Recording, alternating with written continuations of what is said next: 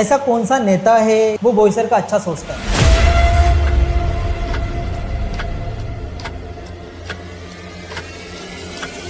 तुझी रिसेंटली ती video viral झालेली रे, ती पाणी टाकून ते आंघोळ केलेली. वारंवार एमआयडीसीच्या उपअभियंत्यांना सांगून सुद्धा तुला असं वाटत नाही की प्रदूषण पण खूप वाढलंय बोईसरचं? पैसे फेंका, सगळं मिळते. हमारे यहाँ की एक खासियत है, कोई एक हादसा हो जाएगा ना, उसके बाद काम करेंगे.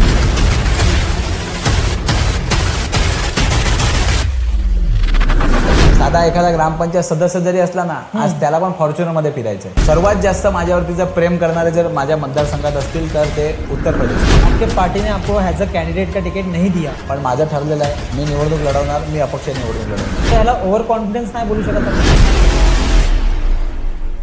Watch full video only on Truth About Life YouTube channel and don't forget to subscribe us.